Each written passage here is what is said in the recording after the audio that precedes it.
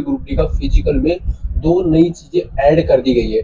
Already से पहले दोस्तों नोटिस के अंदर आपको दो चीजें दे रखी थी, यानी कि पहला तो रनिंग और दूसरा दे रखा था दोस्तों वेटिंग वाला की, यानी कि आपसे 35 किलो वजन और यानी कि 20 किलो वजन उठवा करके आपको 100 मीटर पैदल चलना है या आपको रनिंग करके कंप्लीट करना है 2 मिनट में। इस तरह से कुछ दो चीजें आपकी दे रखी थी।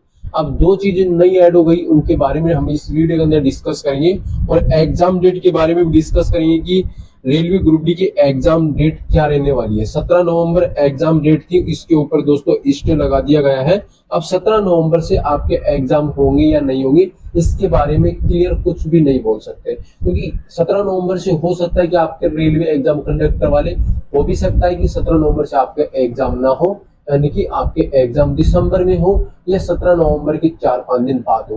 कंप्लीट इन्फॉर्मेशन मिलेगी और जो भी आपका डाउट बना हुआ है वो भी डाउट हम इस वीडियो के अंदर क्लियर करेंगे। सभी दोस्त वीडियो के एंड तक जरूर बने रहेंगे। अगर चैनल के ऊपर पहली बार तो चैनल को जरूर से सब्सक्राइब करके बेल आइकन को प्रेस कर लेना।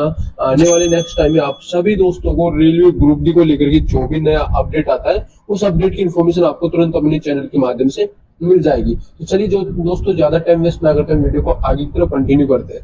तो दोस्तों सबसे पहले डिस्कस करते हैं कि एग्जाम डेट के बारे में कि रेलवे ग्रुप डी की एग्जाम डेट क्या रहेगी। तो railway group D exam date के बारे में डिस्कस करें तो रेलवे ने बहुत पहले नोटिस जारी करके आपको बताया था कि 17 नवंबर से हम एग्जाम कंडक्ट करवाएंगे।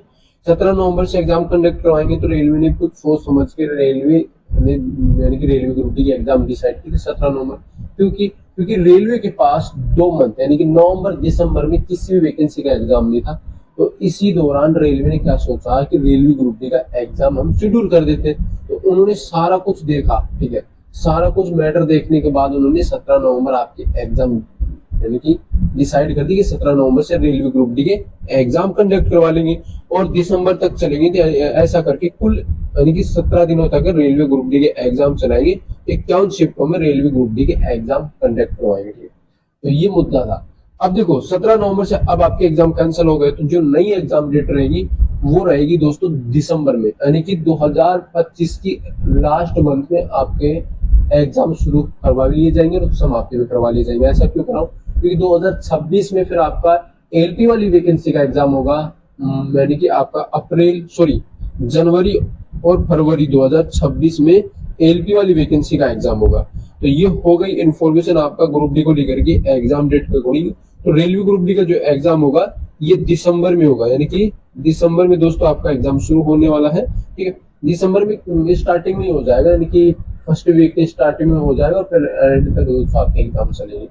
अब फिजिकल को लेकर के जो अपडेट आया उसके बारे में डिस्कस करते। तो सबसे पहले यहाँ पर फीमेल कैंडिडेट का देखो कि फीमेल कैंडिडेट से जो फिजिकल में क्या करवाया जाएगा। तो पहले तो दोस्तों आपकी रनिंग होगी 1000 मीटर और यहाँ पर टाइम दे रखा है 5 मिनट 40 सेकंड में आपको कंप्लीट करना है। अगर नहीं कर पाते हो तो फिर आपको 1 चांस मिलेगा यहाँ पे, ठीक है। उसी अकॉर्डिंग यहाँ पर आपको वेट लिफ्टिंग करवाएगा, यानी कि यहाँ पर गलत डेटा दे रखा है 20 केजी आएगा, ठीक है। 20 केजी आपको वेट उठाना है और यानी कि 100 मीटर आपको पैदल चलना है या दौड़ के चलो, 2 मिनट मिलेंगे आपको, 2 मिनट में कंप्लीट करना है। अगर ऐसा नहीं कर पाओगे तो आपको यहाँ पे 1 चांस दिया जाएगा, ठीक है।